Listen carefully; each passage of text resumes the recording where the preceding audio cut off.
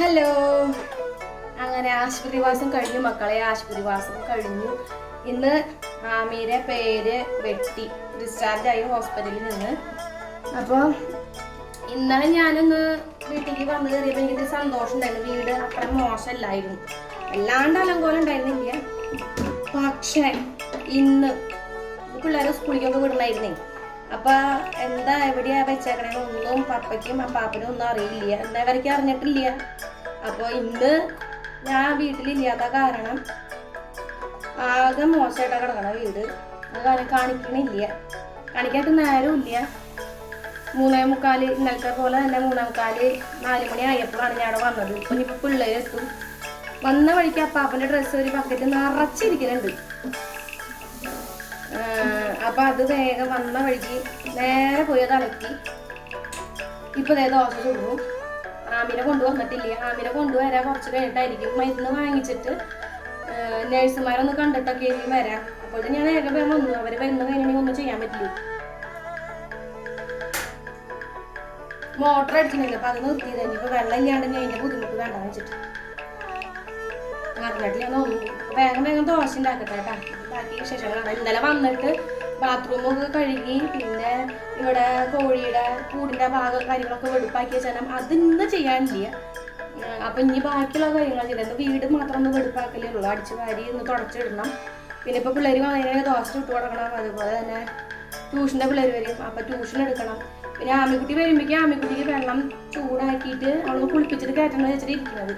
ഇനി വെള്ളം ചൂടാക്കാൻ പോട്ടെ കേട്ടാ. അമ്മ ഉരിഞ്ഞ ദോശ കേട്ടാ, കറുമുറാന്ന് കടിച്ച് തിന്നാൻ പറ്റിയ ദോശയാണ് അപ്പനും കുട്ടനും ഉണ്ടാക്കണത്.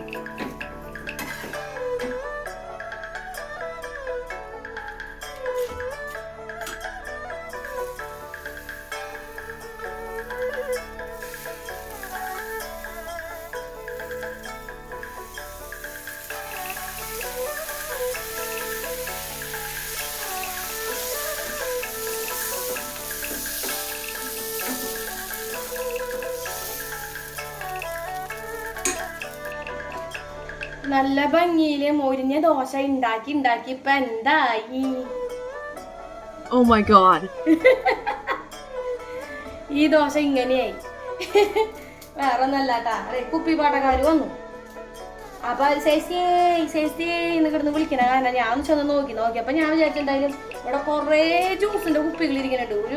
ഒരു വലിയ ചാക്ക് നിറച്ചു. ബാക്കി പാദ്യമ്പുറത്ത് അപ്പുറത്തെ അടുക്കളയില് പാദ്യമ്പുറത്ത് നിറച്ച് കുപ്പികൾ ഇരിക്കുന്നുണ്ട്, പ്ലാസ്റ്റിക് കുപ്പികൾ.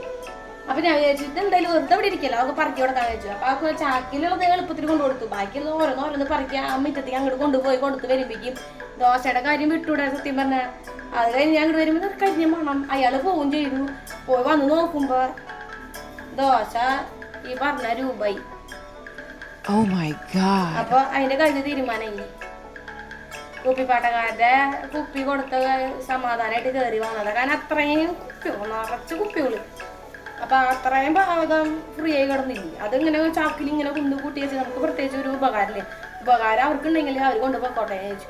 അവരാണെങ്കിൽ ആദ്യമൊക്കെയും ഈ പറഞ്ഞ പോലെ പൈസ ഒക്കെ തരുമ്പോൾ ഞാൻ പറയാം വേണ്ട പൊക്കോ എന്ന് പറയും. പൈസയും വേണ്ട ഒന്നും വേണ്ട, കാലിയാക്കി തന്നാ മതി എന്നാ പറയാ. ഇതാണ് കൈയെടുപ്പ്. ഇത് കണ്ടോ നമ്മുടെ വീടിന്റെ കോലം. ഇത് അടിച്ചു തീർക്കുക എന്നത് വലിയൊരു ടാസ്ക്കാണ് എനിക്ക് ടാസ്കല്ല. നിങ്ങൾക്ക് ഒരു ടാസ്ക് ഇത് ഈ വീടിന് ഇങ്ങനെ ആക്കി വെച്ചപ്പോ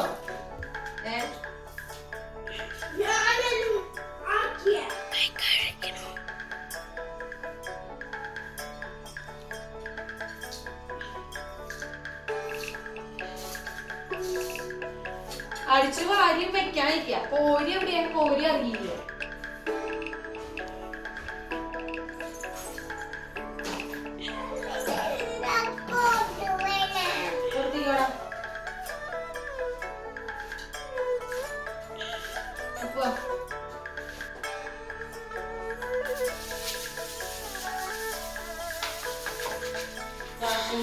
ഒരു കോലം കാണാൻ പൊന്നു മക്കളെ.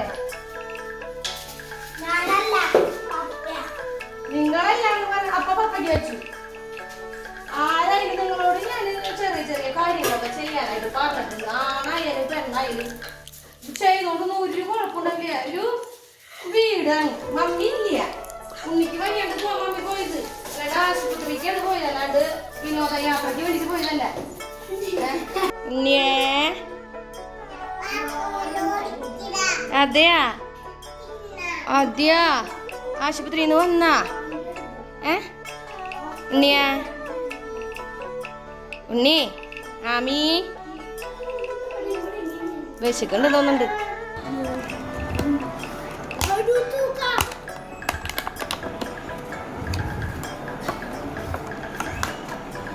ഓടുക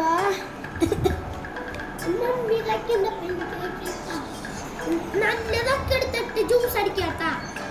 ജ്യൂസ് അടിക്കാൻ കൂടി ഇല്ല. തട്ടാണ്ട്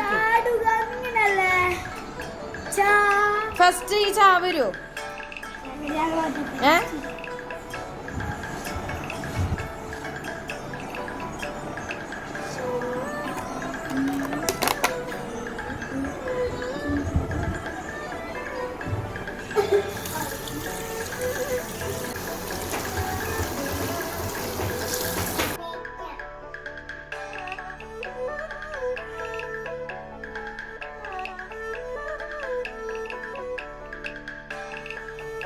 ഞാനേ കുറച്ച് മുരിഞ്ഞ കായ പൊട്ടിച്ചിട്ടുണ്ടായിരുന്നു. അപ്പം അതിൻ്റെ കൊമ്പ് വീണു. അപ്പം അതിൽ നിന്ന് കുറച്ച് പൂവും ഇലയൊക്കെ എടുത്തു. എന്നിട്ട് അതൊന്ന് ഉപ്പേരിയാക്കാൻ വെച്ചപ്പോൾ ഒന്ന് കഴുകി വാല വെച്ചതാട്ടോ. അത് വല്ലാണ്ട് വെള്ളാവും വേണ്ട. അപ്പം ഞാൻ ഇവിടെ ഉള്ളി മൂപ്പിക്കുകയാണ്. അധികം ഉള്ളിയൊന്നും ഇല്ല, അത് തിരിഞ്ഞുള്ളത്. ഇതിന് അധികം വേവ് വേണ്ട. അപ്പം ഞാൻ ജസ്റ്റ് ഒന്ന് ഉള്ളി മൂപ്പിച്ചു. കടുക് പൊട്ടിക്കണത് കടുക് പൊട്ടിക്കാട്ടോ. എനിക്ക് കടുക് പൊട്ടിക്കാൻ താല്പര്യമില്ല. അപ്പോൾ ഉള്ളി മൂപ്പിക്കുകയാണ്. കടുക് പൊട്ടിച്ചിട്ട് ഞാൻ ഇവിടെ മീൻകറി ആക്കി വെച്ചിട്ടുണ്ട്. അസല് മീൻകറി നല്ല ടേസ്റ്റ് ഉണ്ട് കേട്ടോ. അപ്പോൾ ഇനി ഈ തോരൻ കൂടി വെക്കാൻ വെച്ചു. എന്തായാലും കണ്ണിനും കാലിനും മൂക്കിനൊക്കെ നല്ലതല്ലേ നമ്മുടെ ഈ ഇലക്കറികൾ. അപ്പം എന്തായാലും ഇത് വെക്കാൻ തന്നെ വിചാരിച്ചു.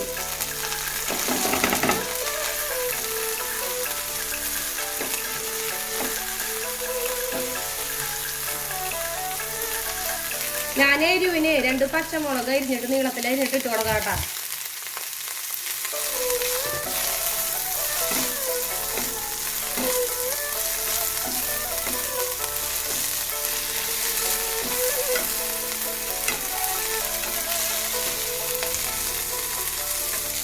ഇലക്കറി അങ്ങനെ അധികം ഉപ്പിട്ട് കൊടുക്കണ്ട, കുറച്ച് തന്നെ മതി.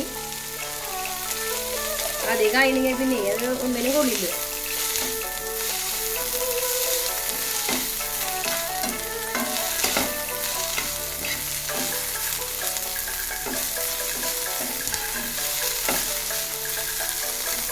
ഒരു നുള്ള മഞ്ഞപ്പൊടി വേണമെങ്കിൽ ഇടാം. ഞാൻ ഇടുന്നുണ്ട്. അതിൻ്റെ ഒരു കുറവ് വേണ്ട.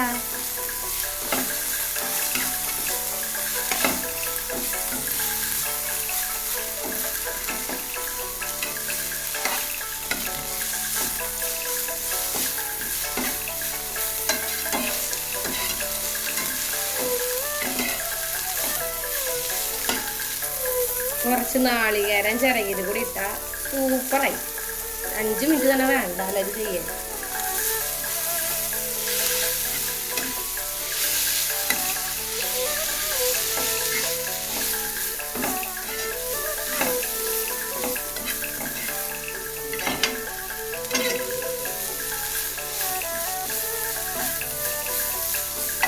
അപ്പോൾ റെഡിയായി. എങ്ങനെയുണ്ട് മുരിഞ്ഞ? മുരിഞ്ഞയുടെ ഇലയും പൂവ് എങ്ങനെയുണ്ട്? ഇഷ്ടായാ?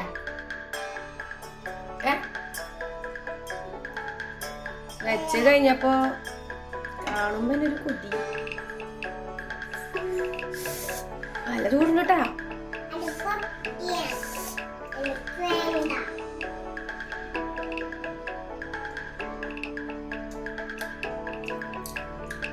നാളികേരൊക്കെ ഇട്ടപ്പോ സൂപ്പർ. ആവശ്യത്തിനുള്ള എരിവുണ്ട്. പാടിയേ. കക്കരങ്കങ്ങ ചച്ചരഞ്ചഞ്ഞ ദട്ടരണ്ടെണ്ണ തത്തരൻ അപ്പോൾ ഇതേ ഞാൻ ട്യൂഷൻ എടുത്ത് തുടങ്ങിയിട്ടുണ്ട്. നമ്മുടെ ഈ ഒരു വ്ളോഗ് ഇഷ്ടപ്പെട്ടുവെങ്കിൽ നിങ്ങൾ ലൈക്ക് ചെയ്യാനും കമൻറ്റ് ചെയ്യാനും ഷെയർ ചെയ്യാനും സബ്സ്ക്രൈബ് ചെയ്യാനും മറക്കണ്ട. അടുത്ത വീഡിയോ ആയിട്ട് വരുന്നവരെയും എല്ലാവർക്കും ബൈ.